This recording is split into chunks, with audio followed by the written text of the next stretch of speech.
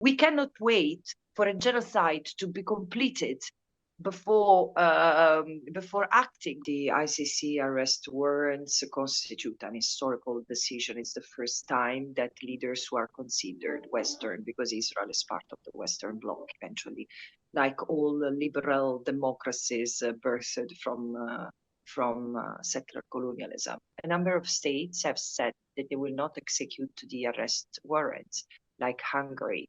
Another number of states are making excuses, are saying, like Italy, they will have to interpret what the ICC arrest warrants mean.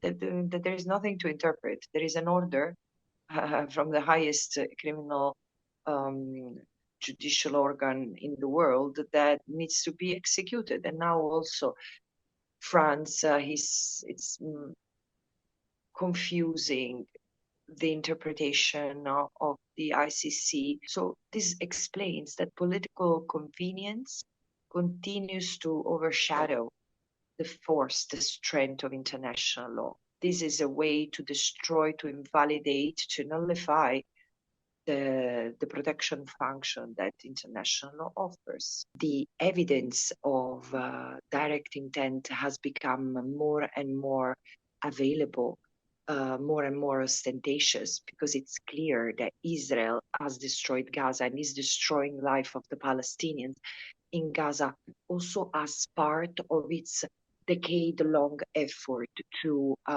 eliminate Palestinian life, Palestinian identity from what remains of Palestine. There should be accountability for acts of genocide, because the intent to destroy, the determination, the mindset to destroy is fully evident. The Palestinians cannot be protected effectively if it's not understood the serious threats they are facing at the hand of Israel. The use of the genocide related terminology, it faces less hostility than before. It's more common. I do see that even in the language of the ICC arrest warrants issued in particular to two Israeli leaders, there is a reference to creating conditions calculated to destroy the group, so or to cause starvation or death.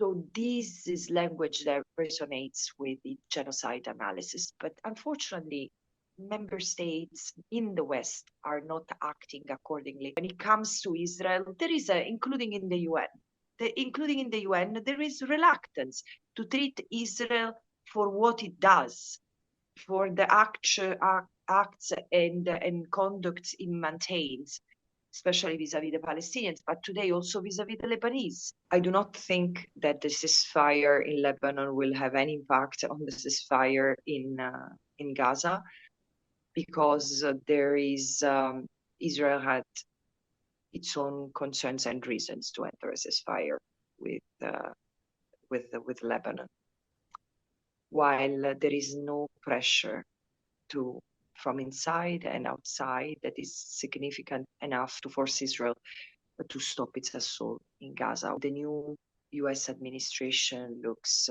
as pro-Israel as ever, so chances are that the situation will continue to worsen. Therefore, it's upon us, ordinary citizens from everywhere, to mobilize, to make sure that our policymakers abide by international law and do suspend their ties with Israel, military, strategic, economic, political. This is the time to think of sanctions, and this is the time to treat Israel as it is, as a state that is committing international crimes.